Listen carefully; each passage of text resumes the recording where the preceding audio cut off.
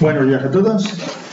Bien, la ponencia mía es sobre consideraciones de diseño con anclajes y micropilotes. Es teórica en tanto en cuanto va a plantear cuestiones que quien haga anclajes o quien haga micropilotes debería tener resueltas antes de entregar el proyecto. No voy a dar la solución, solo voy a plantear las cuestiones. Habrá una fórmula, pero la fórmula es anecdótica casi. Entiendo que todos sabrán calcular en sí el micropilote o tendrán conexión de banda ancha de internet, pero lo que yo voy a hablar quizá no se lo han contado. La vamos a dividir en 4 partes. La primera parte hablaremos sobre la normativa y la geotecnia. La segunda, luego hablaremos sobre tipos de micropilotes, los encepados y las conexiones de los micropilotes, si nos da tiempo, seguramente donde más fallamos todos. Y al final, si llego a los aspectos de la ejecución que hay que tener en cuenta. Por mi parte, como después vendrá un geólogo que hablará de geotecnia, luego viene un suministrador de micropilotes que hablará de tipos de micropilotes, luego viene una persona con mucha experiencia en recauces que hablará de encepados y conexiones, y luego viene una persona con mucha experiencia en ejecución que hablará de ejecución. Con lo cual, entiendo que ellos desarrollarán bien estos temas. Yo voy a plantear solamente unas cuestiones que tendrán que tener claras. Y para empezar, son los conceptos básicos. Un anclaje es un elemento que transmite tracción al terreno. Sin más. Un micropilote es un cilindro de lechada o mortero de cemento, diámetro menor que 30 centímetros, que tiene una armadura interior. Esa armadura normalmente es un tubo de acero. Un micropilote puede ser un anclaje si trabaja a tracción. Es decir, el micropilote es por la composición que tiene y el anclaje es por la función que tiene. Si un micropilote está en un encepado y de vez en cuando trabaja a tracción, no va a ser un anclaje, va a ser un micropilote que trabaja a tracción, según las connotaciones. Por decirlo de otra manera, vamos a hacer lo siguiente. Los modos de fallo de un micropilote: que se rompa el micropilote o que resbale dentro del terreno. Y el anclaje, pues y lo mismo, se puede romper el anclaje, puede deslizar respecto al terreno, y un último aspecto que es más raro pero que podría ocurrir es que el anclaje es un clavo que se clava al fondo del terreno. Si mide 20 metros, igual se clava en los últimos 8 metros. Pues que resbale el cable del anclaje, que resbale dentro de esos 8 metros que están agarrando. Podría ser. Bueno, empezamos con un concepto. Aquí veríamos un micropilote antes de inyectar. Veremos el tubo. Esto es el tubo de acero. Esta es la perforación que ha quedado. Eso que se veía allá al fondo, ese brillo es agua. Es decir, hemos hecho un agujero, hemos metido un tubo y luego inyectaremos por dentro del tubo una lechada de cemento que saldrá por la parte de abajo, rellenará la parte de arriba. Cuando llegue arriba al suelo lo veremos que sale y ya está ya acabado. Si miráramos la parte que falta es esto que está aquí. Esto es la lechada. Aquí vemos las marcas típicas del óxido de los tubos. Suele quedar, en este caso, muy liso por aquí. Como dato curioso, vemos que hay sitios donde el recubrimiento que tiene es muy pequeño y hay sitios donde el recubrimiento que tiene un recubrimiento importante. Que estas cosas con los micropilotes pasan. Bueno, lo importante es que esté ahí. Bien, vamos a por la normativa. Lo primero de todo, el Ministerio de Vivienda es el código técnico. Nosotros en la ACE generalmente hacemos edificios, nuestro marco mental normativo es el código técnico. Por lo tanto, nuestra norma es el código técnico. Se dice, se comenta que el código técnico no recoge los micropilotes. No es cierto. El apartado de cimientos lo que dice cuando calcula los pilotes es que dice que ese apartado va a calcular pilotes, que no va a calcular micropilotes. Pero eso no significa que no haya que calcularlos, o sobre todo que si ejecutamos micropilotes intentemos adaptarnos al código técnico. Si el código técnico no refleja un elemento que se usa en la estructura, lo que nos viene a decir, por no diciéndolo, es que es un elemento relativamente novedoso, no es una forma tradicional de ejecución. Por lo tanto, el proyectista tiene que ser especialmente cuidadoso y tiene que garantizar que los niveles de seguridad que va a obtener al aplicar ese elemento son los mismos que con los elementos tradicionales, que en este caso sería, por ejemplo, un piloto. Esto es importante por lo que lo veremos. Los anclajes sí que tienen un apartado, al final del capítulo 9, en cimientos. Es una pena de apartado. Seguramente el código técnico de cimientos creo que tenía 500 páginas y llegó un momento en que había que entregarlo, cogieron la tijera, empezaron a recortar, recorta, y la parte que más recortaron es la de los anclajes. En el apartado de muros también habla de anclajes. Y allí lo que dice es que se calcularán con los coeficientes de la tabla 2.1. La tabla 2.1 en cimientos, si la tienen en la cabeza, ocupa la página entera y es la que dice, muy importante, que los parámetros del terreno se minoran por 3 y las acciones no se mayoran. ¿De acuerdo? Repito otra vez, el código técnico nos va a decir que los anclajes se calculan con cargas no mayoradas y con terreno minorado por 3. Y en micropilotes entenderemos lo mismo. Una alternativa es la de los ingenieros. El Ministerio de Fomento hacen carreteras. El Ministerio de Fomento tiene dos normas. Para micropilotes tiene la guía para el proyecto de la ejecución de micropilotes en obra de carreteras. Y para los anclajes tiene la guía para el diseño y ejecución de anclajes al terreno en obras de carreteras. También tiene un documento muy gordo, el PG3, que está fácilmente accesible en Internet, y ahí van definiendo, es un pliego de condiciones, van definiendo todos los elementos. Si buscáramos el de anclajes, sería el artículo 675. Ahí está definido, el anclaje es esto, es lo otro, es lo demás allá. Vamos a por los problemas que plantea. Tendremos las normas de... Perdón un momento. Las normas de AENOR también existen. Lo que pasa es que como son secretas, pues a efectos prácticos no las tenemos accesibles, yo no se las puedo contar y no son muy prácticas para nosotros. Como ejemplo voy a decir que la 14199 va sobre micropilotes, pero hasta ahí puedo hablar. Vamos a por la guía de carreteras, que es la guía que en principio habla de los micropilotes, que plantea un curioso problema. La comprobación de las cargas al terreno se hace con cargas mayoradas. Eso es lo primero que hay que tener claro. Si vamos a calcular el micropilote con los criterios del código técnico, vamos a usar cargas no mayoradas. Si estamos calculando con carreteras, estamos usando cargas mayoradas.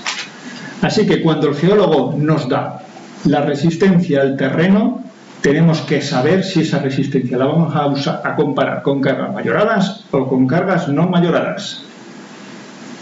Muy bien.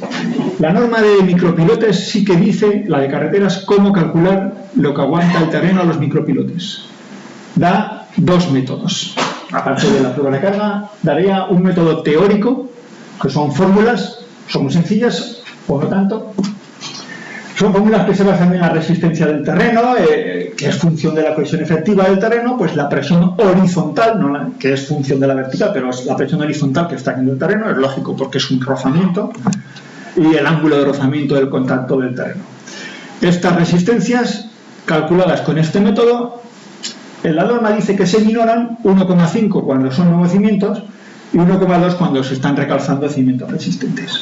La presión horizontal que va a transmitir el terreno, es decir, una manera de explicarse el coeficiente de rozamiento, es diferente según si el pilote es de tipo de inyección única, de inyección repetitiva IR o de inyección repetitiva selectiva IRS, que son los tipos normativos. La variante sería el método que dice de las correlaciones. Correlaciones porque lo que viene a dar son las gráficas de Bustamante, famosas de arenas y gravas o de arcillas, y con eso se elige el coeficiente de rozamiento y la norma dice que se aplique un coeficiente de minoración a este terreno de 1,45 si es temporal o 1,65 si es permanente. Es decir, cuando el geólogo calcula lo que aguanta el terreno, nos tendría que avisar qué norma ha usado para calcularlo. Si ha usado criterios del código técnico o criterios de lo que sea y los ha minorado por 3 y hemos de usar cargas no mayoradas, o si ha usado criterios de carreteras, que ha usado coeficientes de minoración de 1,6 o de 1,5 y que han de ser con cargas mayoradas, Bueno, la cosa cambia mucho. Y aunque uno pueda pensar, hombre, yo lo he minorado con 1,6 y luego lo voy a comparar con una carga mayorada de 1,6, no es lo mismo. Si hiciéramos la correlación con un cociente de mayoración clásico de 1,40, por ejemplo, o de 1,42, veríamos que en vez de equivaldría que el código técnico, en vez de minorar por 3, hubiéramos minorado por 2,4. No es lo mismo, pero sobre todo hay que tenerlo muy claro, tanto en el estudio geotécnico como en el cálculo. Los parámetros que ha dado el geólogo son mayorados para cargas mayoradas o no mayoradas. Y si lo son, ¿con qué norma? ¿Y qué coeficientes? No siempre está claro. De hecho, yo diría que casi nunca está claro del estudio geotécnico, casi nunca se entiende. Otra opción es que, como el código técnico viene a decir que usted haga lo que quiera, se le puede pedir al geólogo, usted deme el valor real y yo aplicaré los coeficientes de minoración y de mayoración que quieran, mientras queden claro y... En fin, esto va a haber que hacerlo.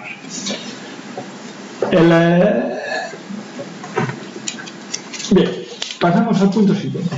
Los tipos de micropilotes. Aquí hay que decir que la norma reconoce 3 tipos de micropilotes en función de la ejecución. El IU, o también conocido IGU, de inyección única, es el más sencillo. Efectivamente es un tubo de acero, uno hace una perforación, mete un tubo de acero y luego por dentro inyecta la lechada que llega hasta aquí, sale por abajo, va rellenando. Cuando sale por arriba, sale sucia de tierra o lo que fuera. Bueno, cuando ya vemos que sale una lechada bien, es que ya está todo lleno de lechada bien de cemento y hemos terminado. Este es el clásico. El IR es con una inyección repetitiva. Significa que uno inyecta la lechada varias veces. Va aumentando la presión, la lechada se mete en el terreno mejor, porque se está inyectando más veces, y el rozamiento que obtiene pues es mayor. Este es otro tipo. Y por último tendríamos el estrella, que es el IRS de inyección repetitiva selectiva, donde el tubo de micropilote o un sistema que metemos tiene varias válvulas y nosotros podemos seleccionar dónde queremos inyectar y dónde no. Estos gráficos ya son de la norma de carretera. Bueno, solamente viéndolos igual pensamos que nunca hemos hecho nosotros, que hacemos edificios, nunca hemos hecho micropilotes de estos. Y seguramente nunca habremos hecho de los IR. Yo nunca he hecho IR. La realidad son otros tipos de micropilotes. El tipo de micropilote primero sería el IU, el único, el sencillo. Esta es una foto clásica, una obra normal. Aquí veríamos que se ha hecho ya la perforación y se ha metido el tubo. Va una máquina que tiene que ir metiendo este tubo, que a lo mejor hay que ir bajándolo porque igual el micropilote hace 20 metros y hay que enroscarlo. Estos tubos tienen un tamaño de 2 metros, 3 metros, no es cualquier metro, normalmente vienen enroscados y entonces el siguiente pues hay que machembrarlo aquí con esta máquina que bueno, pues, ocupa un espacio. Cuando uno piensa en micropilotes, sí, es muy pequeño, pero la máquina ocupa espacio, no hay que olvidarlo. Y fijaros dónde está el eje y dónde está el final de la máquina, es decir, si aquí hubiera una pared hay que tener en cuenta estas distancias. Aquí vemos un tubo típico, 88.9 es el diámetro que yo uso siempre, 7 de espesor, N80. N80 es la designación del tubo, de la calidad de acero. Son tubos reciclados de la industria petrolera que han estado en servicio y ahora valen para otra cosa. Suelen tener esta capa de calamina que dice que tienen ya vida. Aquí veríamos, tirados por la obra, pues tramos de 3 metros, tramos de 2 metros. El tramo macho que se va a roscar, aquí estaría el extremo. Hay otro tipo de micropilote que sería el titán. El titán no es un tubo liso. Esto es un tubo titán. Ya lo primero que vemos es que es grueso. Es grueso y aparentemente el diámetro es pequeño. Vemos que es una calidad de acero, decimos, bueno, pues no está oxidado, parece que está en buen estado, tiene una rosca un poco curiosa que ayuda. Luego habrá una ponencia y los verán en detalle, estamos viendo cómo decir estas cosas. Titán ya no es un tubo reciclado, sino que está pensado específicamente para micropilotes, con lo cual tiene una serie de ventajas, como son la cabeza perforadora, que puede ser de este tipo o puede ser de este tipo. Estos son cabezas, según los diferentes tipos de terrenos, usan la cabeza más adecuada para ese tipo de terreno. La cabeza tiene unos agujeritos por los que luego tiene que salir la lechada, que llega saliendo bien. Este elemento que está aquí es mi favorito. El tubo Titán no tiene como el tubo liso una rosca así, que lo que está haciendo es minorar la sección. Si alguna vez calculamos un micropilote de atracción y es un tubo liso, hay que acordarse que si lo unes por rosca, el tubo aguanta la mitad, por definición, porque aquí es donde está perdiendo el esfuerzo. El Titán lo que tiene es un manguito exterior que se enrosca a los dos lados. Ese manguito es este, es muy curioso verlo luego por dentro. Bueno, es una pieza que se enrosca bien, si alguna vez se hacen es fácil verlos. Y por último tenemos un tercer tipo de micropilote que no es el tubo liso que hemos visto, no es el NIU, no es el tipo Titán. Yo lo he llamado quiero ser un Titán y no puedo. Es autoperforante. Es un tubo liso al que se le ha añadido la cabeza aquí, de tal manera que es autoperforante. Es decir, el esquema es distinto. Uno, a la vez que hace la perforación, la propia barrena se queda como micropilote y se queda perdido, que es lo que hace el Titán. Es un buen micropilote. Es un tubo liso, puede aguantar en terrenos en los que hace falta un autoperforante. Este micropilote funciona, pero la polémica va a estar en si es un Titán o si es un tubo liso. Todo viene de lo siguiente. He dicho al principio la norma de carreteras que dice que el coeficiente de rozamiento depende del tipo de micropilote y define los tres tipos: el de inyección única, el de tubo liso, el de repetitiva, que no se da, y el de repetitiva selectiva, que se da menos todavía.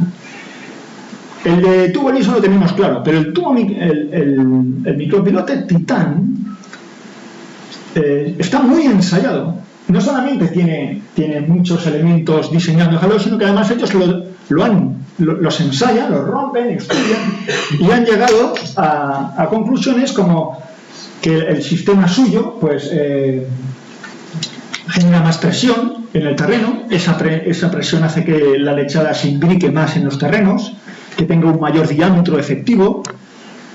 El resultado final es que lo ensayan y ven que caray, este aguanta mucho más que un tipo normal, según la norma. Incluso pueden decir, mira, es que aguanta más que un IR. Entonces es habitual que los calculistas al micropilote Titán le demos la resistencia de los micropilotes IR. Y eso es interesante, son muchos menos metros de micropilote. A veces me he encontrado que me intentan vender el micropilote autoperforante diciendo que en definitiva es un Titán. El Titán es autoperforante, el mío también es autoperforante, los dos tienen lechada de cemento que se mete en el terreno, los dos aguantan lo mismo. Si el Titán aguanta un montón, pues este también aguanta un montón. Es el argumento que se usa. Mi opinión personal es que el proyectista puede decidir si compra ese argumento o no lo compra. Yo personalmente no lo compro. Yo digo que no me da la misma confianza el micropilote Titán que simplemente este tubo liso. Por eso lo he llamado quiero que un Titán y no puedo, ¿no? Pero es un buen micropilote, ¿eh? Muy bien, vamos a hablar ahora de todo. Estas cosas son las que conviene saber, ¿eh? Si ya hemos visto qué coeficientes vamos a usar, hay que saber si son carbonilados o no, hay que saber el tipo de micropilote que vamos a usar, qué coeficientes vamos a hacerlo. Como hay varios tipos, tenemos que tener claro el tipo que usamos. Y ahora venimos donde morimos. La conexión con el encepado. El objetivo, al final, siempre es transmitir las cargas al micropilote. El problema está en que el mecanismo transmisor es muy diferente al de los pilotes. Entonces, el encepado tiene que funcionar de manera diferente. El pilote es un elemento que trabaja a compresión. Las bielas se transmiten directamente por el hormigón, luego dice la norma, pone el dibujo que está aquí, hay que armar la base para que las bielas no se abran, todos sabemos que aquí salen ya las armaduras hacia arriba que terminan de conectar para que aquello quede bien enlazado, pero en definitiva la carga va a venir por aquí y se transmite por esta biela de compresión al pilote. Uno calcula la tracción que aparece aquí abajo, coloca el arma, pero siempre la carga la contamos aquí. En el micropilote la cosa es diferente. El micropilote es un tubo muy pequeño. La lechada es una camisa que se tiene en cuenta en el cálculo o no. La lechada puede ser pequeña. Básicamente lo que queremos que aguante es el tubo, al menos en el origen del encepado. Luego el tubo ya le irá pasando la carga a la lechada y la lechada al terreno, pero tiene que ser el tubo. El tubo es muy pequeñito. El tubo puede hacer 8 centímetros, 9 centímetros si es tubo liso, o si es un tubo titán, pues estará a 6 centímetros. No hace más. Meter la biela allí y dársela de golpe significaría que nos va a espachurrar el hormigón justo en el contacto con el metal. No funciona así, no funciona como una biela. Tiene que funcionar de una manera diferente. ¿Cómo funciona? Se transmite por la armadura tubular que se mete dentro del encepado. Podría ser este esquema. La carga baja hasta abajo del encepado, el micropilote tiene el tubo se ha llevado hasta aquí y a partir de aquí va a ir la carga bajando y metiéndose por el tubo, con lo cual tendríamos que montar un tirante, lo he puesto en rojo, que haga que se cuelgue, la carga estaría colgada de este y en medio tendríamos un elemento comprimido que hace que no se aguante. Esto funcionaría si el hormigón, esta biela de hormigón pudiera trabajar a tracción. Pero en principio así debería ser, porque repito, la clave es que va a pasar a lo largo del este rozamiento. Una variante, una manera de resolver esto podría ser este esquema. Es decir, yo uso como si fuera un pilote, la biela de compresión, aquí tengo la tracción, pero como la carga la tengo que llevar aquí, pues tengo que colocar aquí algo, que la suba, que aguante la tracción. Por ejemplo, unas armaduras, unos cercos, colocar unos cercos. A poco que nos pasemos, pues estos cercos igual son de diámetro 20 y hay que colocar 4, depende de la carga del pilote, pero sería una función, es decir, yo la he traído y ahora he armado una biela a tracción que la va haciendo. Aquí ocurre una cosa con los micropilotes. Cuando yo era chico, para hacer un micropilote había que levantar la mano y pedir permiso. Uno no podía poner un micropilote así como así. Ahora, en la realidad, cuando uno no hace un micropilote hay que levantar la mano y pedir permiso para resolver los micropilotes. La primera obra que hice yo con micropilotes la usaba para hacer unas pantallas, unos mundos pantallas para poder salir de unos aparcamientos. Y planteé, bueno, pues como los muros son curvos, los voy a resolver con micropilotes. Yo no había hecho micropilotes, pero tampoco hice estos, porque la propiedad y los arquitectos, cuando vieron que esto era con micropilotes, les generó tanto miedo que decidieron tirar el proyecto abajo y volver a hacer un proyecto diferente. Demoler más edificio y lo que fuera para poder hacer los túneles sin micropilotes, con muros pantalla, que para ellos era no tradicional. Ya, eso era una época en la cual micropilotes todo el mundo se echaba atrás. En aquella época, un micropilote uno lo hacía trabajar a 15 toneladas. Si era valiente, a 20. Borracho, quizá a 25. Desde luego, jamás a 30. En los tiempos que corren, el más tonto fue un micropilote a 40 toneladas. Yo los he puesto a 60, a 90, a muchas toneladas. Las soluciones son las mismas. ¿Y qué ha pasado? Que o bien sabemos más, o bien pensamos menos. O, igual que antes, seguimos sin pensarlo. Pero lo que de buenas se solucionaba, porque eran cargas pequeñas y funcionaba, cuando vamos a cargas grandes no tiene por qué funcionar. Cuando hablamos de un micropilote a 15 toneladas, pues es posible que esto funcione, porque la tracción en las bielas, pues el hormigón aguanta, la verdad es que aguanta, y aquello se transmitía, y porque parte podía transmitirla por abajo, en fin, no tendría tanto ángulo, iría a la mitad del tubo, empezaría a ser razonable, y para eso están los juicios de seguridad. Las cosas funcionaban y todo el mundo, pero menos, pues sí. Cuando hablamos de micropilotes a 40 toneladas, a 50 toneladas, uno hace los números y pues no me entra ni de chiste. Cuando uno empieza y ve que aquí tiene que colocar 8 cercos del 25 porque es armadura a tracción, y cuando digo 40 toneladas me refiero sin mayorar, luego reales son 60, y el acero a 60 tracción, pues a 4 necesito muchos centímetros cuadrados, uno quizá empiece a pensar que lo tradicional ha funcionado, pero no porque se hiciera así, sino porque de casualidad. De hecho, cada vez es más difícil que se piense esto, porque uno piensa, bueno, ¿cuál es la adherencia que tiene un tubo liso? Antaño, las armaduras de acero en el hormigón podían ser corrugadas o podían ser armaduras lisas, con lo cual la norma daba la adherencia de la armadura lisa al hormigón. Si alguien va a las normas antiguas, hasta la del 91, encontrará esas fórmulas. Ahora, la que yo uso es del Eurocódigo. Esta es la única fórmula que doy. Esta es la adherencia de un tubo liso. La tracción traccionada es 0,36. Como es moderna, está en newtons milímetro cuadrado y dará una tensión en newtons milímetro cuadrado.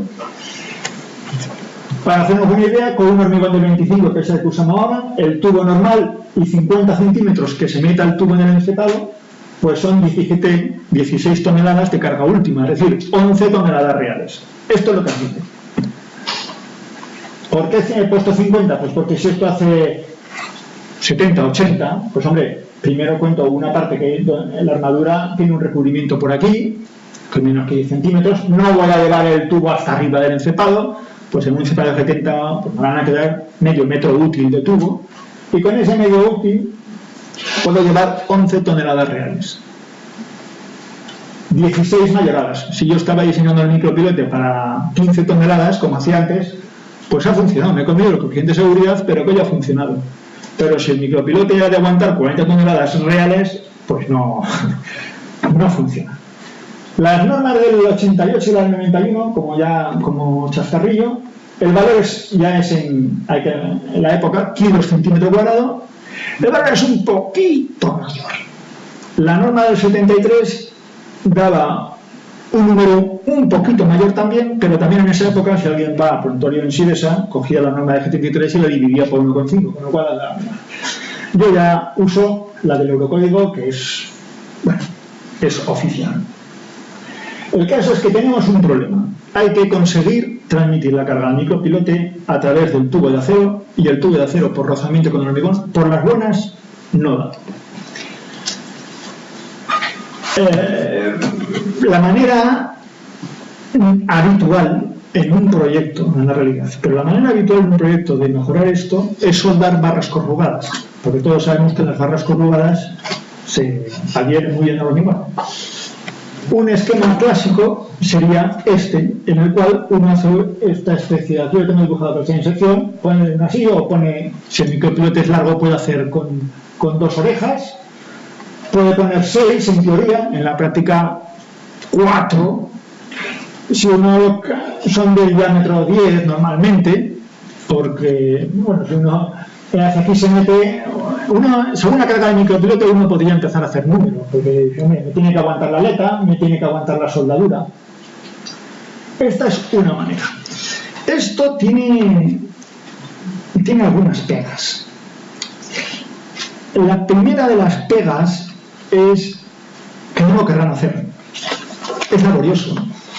No van a querer hacerlo. El señor que hace el micropilote ejecuta el micropilote y adiós, y se quiere ir. Y el que viene detrás, ese coloca el mallazo y echa el hormigón. ¿Quién va a soldar? Pues vamos a pedir al señor del micropilote.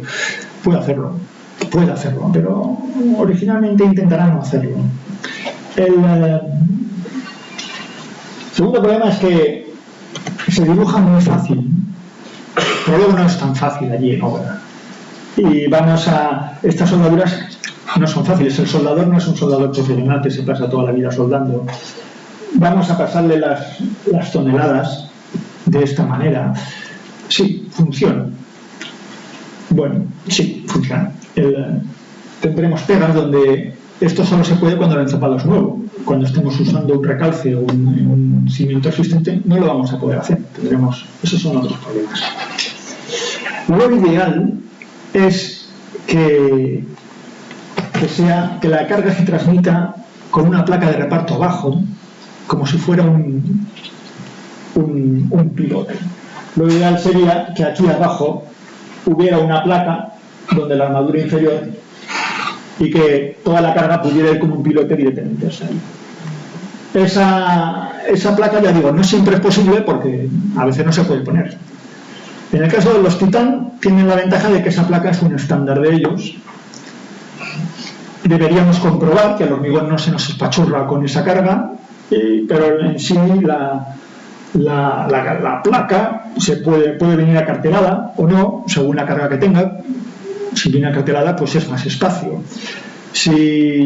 Pero el sistema de transmisión de la placa a la barra, como es por una rosca interna, está homologada y no sería un problema. En el caso de los tubos lisos, ha de ser un diseño del proyectista. También se puede hacer. Uno tiene que pedir que el tubo, en vez de llegar hasta arriba, pues se cae más abajo y luego pues le montamos una placa. Hay uno de los que te comentará luego la ponencia, el bueno de Juanjo, tiene un sistema en su blog en internet que es muy bueno. Uno coloca la placa y la fija de una manera curiosa. Funcionaría. En otras situaciones, digamos que donde esto no se hace o no es necesario, hay otras maneras y conviene usar la cabeza. Por ejemplo, cuando uno usa micropilotes para un muro o una pantalla, un foso de ascensor, lo que fuera. En estos casos, ¿qué hago yo? Algo tan sencillo como esto. Pido al micropilote sacado de aquí y pido que me coloquen un tubo más. Ya tengo 3 metros. Si quería añadirle, si medio metro me transmite 11 toneladas, si tengo 3 metros, tengo todos los metros que quiera. Me hago el encepado. Esto se mete dentro del muro, dentro de la pantalla y la carga le ha ido llegando. Este método funciona muy bien. Es muy sencillo. No necesita nada, no hay que armar, se va llegando de manera natural al muro. Vamos a ver ahora ya por último sobre lo que es problemas de ejecución que nunca se han planteado. La siguiente foto que van a ver está relacionada con estos micropilotes. Vemos el entorno de estos micropilotes ya ejecutados, quedan muy bien y la ejecución fue esto. Aquí se ve el caballete y el tubo de acero del micropilote. Aquí. A las 12 del mediodía, a plena luz del día. Esto es lo que se ve cuando están haciendo un micropilote. Bueno, digamos que la ejecución del micropilote hay que pensar qué es lo que ocurre durante la ejecución para saber qué nos interesa. Aspectos a tener en cuenta. En primer lugar, hay que saber si es necesario un micropilote autoperforante o no.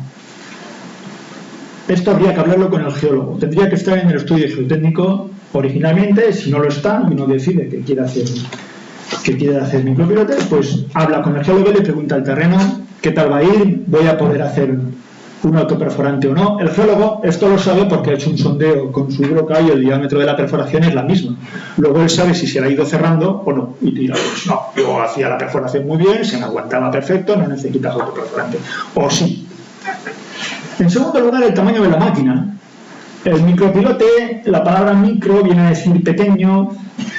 Hemos hecho micropilotes en sitios reducidos, en auténticas cuevas de lodo, en sitios raros. Hay que pensar en las máquinas. La máquina ocupa un espacio. Con una máquina pequeña se puede hacer micropilotes. Casi llegamos a máquinas de bricolaje, pues era un micropilote de bricolaje. Si uno quiere un micropilote potente, pues ha de pensar que va a ser una máquina potente. El tamaño de la máquina hay que tenerlo en cuenta.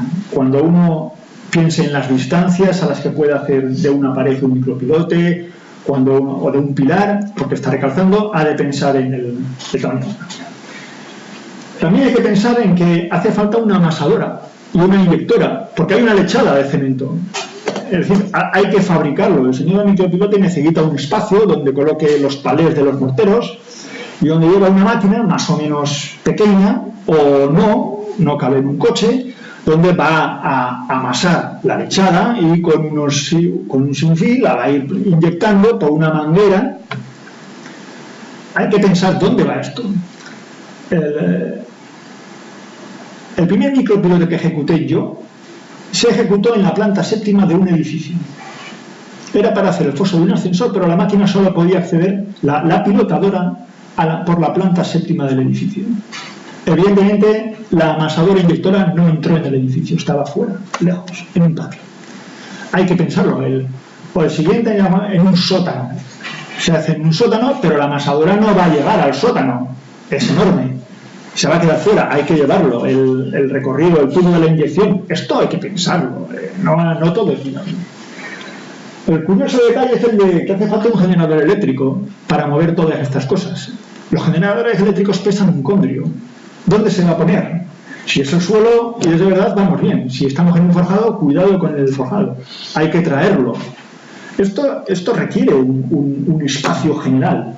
Hace falta un espacio de acopio, hay muchos tubos. O no, hay muchas cosas.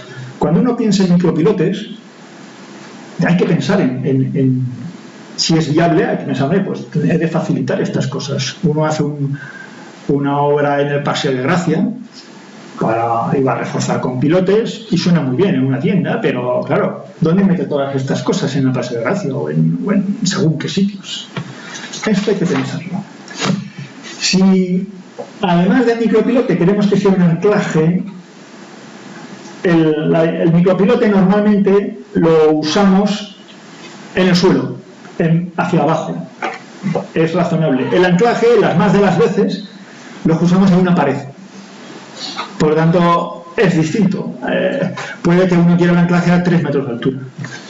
Cuando uno piensa en anclajes, pues hay que pensar que si va a hacer el anclaje a 3 metros de altura, pues va a haber que hacer una plataforma de trabajo para poner la máquina a una altura razonable. Cuando haga esta plataforma tiene que aguantar. ¿Y qué ancho le pongo a la plataforma? Hombre, pues piensa que al colocar la máquina en el anclaje no quede bloqueado el paso, que si el señor del otro lado de la máquina se hace una herida, pues puedas pasar a ayudarle. Que se permita, esa plataforma tiene que permitir el espacio para maniobrar y meter un anclaje. Luego hablará José Antonio sobre estas cosas y veréis cómo pues se necesita mucho espacio a veces en según qué anclajes. Si uno diseña anclajes pequeños, pues necesitará poco espacio, pero si se nos va la mano y ponemos anclajes muy grandes, pues va a hacer falta mucho espacio. No siempre hay ese espacio. Cuantos más cables tiene un anclaje, más aguanta el anclaje, pero cuantos más cables tiene un anclaje, más espacio necesita el anclaje. Y aparte, cuando haga la plataforma, piensen si se necesitan máquinas auxiliares, bueno, siempre. También un aspecto curioso que puede que se nos olvide alguna vez cuando hacemos un anclaje, hay que acordarse de revisar el funcionamiento en el muro. No siempre uno piensa, pues calcula el muro pantalla y aquí va el anclaje y muy bien.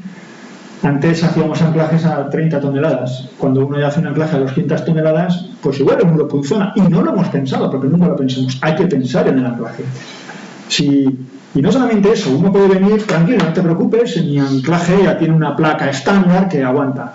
Comprobemos esa placa para funcionamiento, porque a lo mejor estamos dando muchas toneladas a ese anclaje, lo estamos apurando al cable al máximo porque es caro y nos va a fallar la placa. Y hay que decir, oye, pues tengo una placa más gorda. Esto hay que mirarlo siempre.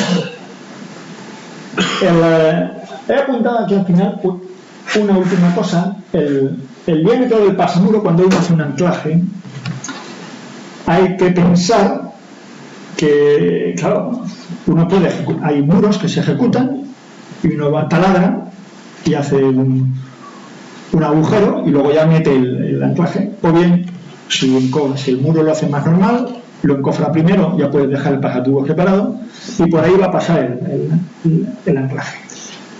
Ese diámetro puede ser mucho más gordo de lo que creemos. Puede puede ser, uno puede decir, hombre, cuando luego se revisen las cosas que van con los anclajes, uno piensa en un anclaje de diámetro 15 centímetros y necesita un pasamuros de diámetro 30 centímetros. ¿Pero por qué? Pues por la cantidad de cosas que hay entre el muro y que no, los pasamuros no son de todos los diámetros. Es decir, pues el de 25 no nos cabe y pasamos al siguiente, de 30. Si uno quiere un pasamuros de 30 y quiere que dé recubrimiento, el armado hay que pensarlo, la distribución de los armados. En algún caso, esto puede ser un criterio de elegir cuando uno quiere hacer un anclaje, si lo quiere hacer con cables o con barras. Los anclajes con cables son de mayor diámetro. Y según cómo vaya la cosa, si el muro está muy armado, pues abrir un agujero en el punto clave tan gordo, pues puede ser un drama. Con aire o con agua es una cuestión clara.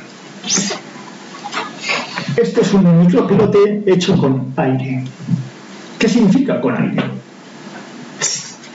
Si vamos a las fotos clásicas del tubo, ¿por dónde sale el material cuando se perfora? No sale.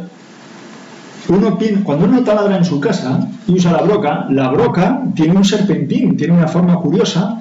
La viruta de la pared sale por ese serpentín que está en la broca. Eso es lo que sale. En un tubo liso, eso no es así. La cabeza lo que está haciendo es romper el terreno, pero no lo está sacando. Y no hay nada en el tubo que lo saque. La única manera de sacarlo es meter aire a presión, y el aire a presión saca esa viruta y nos la saca. Y nos genera la nube. Claro, uno está inyectando aire para escapar la viruta, esa viruta sale, una vez que sale fuera del agujero de la perforación es libre, la presión. Esto es un drama. En el exterior, yo recuerdo haber hecho una casa y encontrar las manchas de barro en el cuarto piso de la fachada del edificio de al lado. Luego hay que limpiarlo, porque es que lo ha proyectado.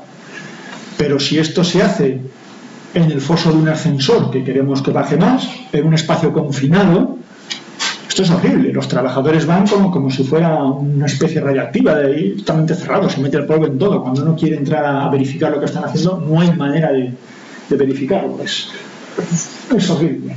Cuando uno hace con aire, el aire tiene varias ventajas. Desde luego es muy barato, porque el aire tenemos por todos lados. Es muy ruidoso. Cuando se hacen micropilotes en la ciudad, hay que acordarse que el micropilote tiene una servidumbre, que es ruidoso. Es sucio, lo va a llenar todo de polvo. En recintos cerrados, ya digo, pueden ser condiciones penosas. Si a alguien le importa, pues, hombre, deberíamos no querer meter a los trabajadores en esos sitios. Y sobre todo, no siempre es viable. Cuando digo que no siempre es viable, es que no todos los terrenos se puede sacar la viruta por aire. Si es una arcilla, pues seguramente no saldrá por aire, porque el aire no va a conseguir sacarla. Y si el aire no puede sacarla, hay que usar agua. Y el aire es malo y el agua también es mala, porque el agua tiene varios problemas. En primer lugar, que no siempre hay agua. Parece muy fácil, pero no hablamos de una botella de litro y medio de agua, hablamos de mucha agua. No siempre, no en todas las obras uno tiene disponibilidad del agua que se va a necesitar. Cuando usa el agua que sale es sucia, se está llena de lodos. Esa agua no se puede tirar así como así. Esa agua hay que gestionarla, hay que reciclarla, limpiarla, separar los lodos a un tratamiento y el agua con un mínimo de lodos, pues reciclarla por otro lado. Esto es un extra, esto tiene un coste. Este coste es importante, hay que tenerlo en cuenta. Esto requiere un espacio, y no siempre hay ese espacio, porque nos lo ha cogido el generador y la máquina de amasadora. La estación donde vamos a depurar esos lodos, si la tenemos bien, pero si no hay sitio para hacerla, pues no podremos hacerlo. Es un problema. Un problema anecdótico es que una instalación que gestiona lodos, que lleva el agua de un sitio a otro sitio, allí lo depura, esto es una nueva instalación, que es, digamos, es una instalación de obras, como una toma eléctrica de obra, pues una instalación gestión de obra, es decir, hecha para que aguante de estas maneras el tiempo que dure la obra. Es decir, esto puede tener averías. y estas averías pueden afectar al ritmo de obra. Si se va muy apurado, pues a menudo, esto también pasa con los muros pantalla, aquí siempre que se hace bentonita, uno va ahí a la obra y está parada, pues porque se ha estropeado el sistema de depuración de lodos, y sin lodos no hay ni muro pantalla, ni anclajes, ni inyección con agua. Para ilustrar el problema del agua, vamos a poner un ejemplo de una obra real. Eran unos anclajes en una contención, en un muro. La longitud del anclaje, pongamos 48 metros, diámetro 250. El terreno que yo tenía era arcillas, terreno malo, y al fondo facies-Kuiper, que es una roca dura. Este terreno no se podía sacar por ahí, había que ir agua. Bien. El anclaje con barra gitán requería 24.000 litros de agua por cada anclaje. Y el anclaje con cable requería más de 100.000 litros de agua por anclaje. Si queríamos ir con cable, se estaba intentando ir a anclaje y medio al día, 150.000 litros diarios de agua. ¿De dónde diantres sacamos 150.000 litros diarios de agua? Para tirar, no debe volver a usar. Además teníamos un problema adicional. Estamos inyectando agua a presión en un agujero para que este agua a presión no saque las tierras. Vuelvo a repetirlo, estamos inyectando agua en un terreno. Estamos inyectando agua a presión, estamos llenándolo de agua a presión, lo estamos haciendo nosotros. En nuestro caso, que eran anclajes en una contención, esto nos desbarajusta el terreno. El terreno el geólogo ha dado unos toques de empuje en unas condiciones. Si yo le cojo el terreno y le lleno agua a presión, tengo otras condiciones. Esto es malo. Al final, ¿qué nos encontrábamos aquí? Que con aire no podía ser, que con agua iba a ser un drama, pero no nos quedaba otra. Por lo tanto, el mal menor, la menos agua posible, y cambiamos la tipología de los anclajes de hacerlos con cable, que era el original, a hacerlos con la barra titán, que por la rosca que tiene, por el diámetro de la perforación, por las razones que sea, pues necesitaba mucho menos agua. Pero son muchos litros de agua. Esto siempre hay que entenderlo. Otro problema que tampoco se piensa: la intubación. A veces hay que intubar, por la razón que sea, porque el terreno está contaminado, porque el terreno se cae, porque es muy agresivo o por lo que fuera, hay que hacer una intubación recuperable. Eso es más fácil de decir que hacer. Cuando uno hace una intubación recuperable, primero hace el diámetro más grande y usa un tubo muy ancho, de una calidad muy buena, que se quedará ahí hasta que luego se ejecute. Hay que recordar que en el caso de los anclajes por cable, el anclaje por cable, ya sabéis que los tendones están, un anclaje por cable pues tiene 12 tendones, cada tendón tiene 19 cables, los que sean, y los cables son de diámetro muy pequeño. La corrosión a una barra de diámetro muy pequeño le afecta enseguida. En muchos metros es fácil que se nos corrompa. Esto es una lechada, no tiene mucha calidad, no tiene muchos aceros, no controlamos mucho, y si se nos empieza a corroer los cables, enseguida nos quedamos sin cable. Con lo cual la norma lo que exige es que vayan en unas vainas corrugadas. Algo como esto. Aquí por dentro va el cable, está ya metido, y vemos el tubo todo este corrugado. Este tubo hay que meterlo. Este tubo hay que meterlo y esta vaina puede rozar con el terreno. Si roza demasiado, si el terreno es una arcilla, o si es lo que fuera, y se clava, a veces no entra la vaina. Si no entra la vaina, por la razón que fuera, porque está muy lejos y ya no podemos hacer tanta fuerza, pues igual hay que entubar. Y si hay que entubar, pues hay que tenerlo en cuenta. Y el problema de la intubación, sobre todo, aparte de definirlo, es que la intubación es algo muy caro. El tubo de intubación es carísimo. Un tubo puede valer, 2.000 euros el metro lineal. Y puede romperse. Porque igual que puede pasar algo, cuando el tipo él va con sus metros de intubación, entuba, saca, siguiente micropilote, reutiliza continuamente la intubación, pero puede que el terreno tenga algo al fondo, que es lo que nos obliga, y ahora que ahí se engancha la intubación, se rompe, pues si se rompe, se han perdido muchísimos metros. no debería ocurrir. Nadie quiere que ocurra, pero podría ocurrir. Y por lo tanto, en mi opinión, cuando se hace el proyecto, hay que explicarlo, que lo que ha de ser entubado para que el contratista, cuando oferte, valore económicamente el riesgo de que se le rompa la intubación, porque si se la pierde lo tiene que subir él. Por lo tanto, como mínimo, que esté reconocido, esto hay que pensarlo. Muy bien. Y ya, para terminar, este sería un anclaje por cable. Esto parece muy fácil. Esto pueden ser 3 metros. 3 metros más o menos. 2,5 metros, 3 metros, una cosa así es lo que hace este anclaje enrollado. Y cuando uno piensa en un cable, no hay que pensar en el cable del teléfono, sino que puede ser un elemento que pesa mucho, que ocupa mucho espacio, que hay que moverlo, hay que llevarlo a los sitios. Cuando se diseña hay que pensar que se están moviendo este tipo de cosas.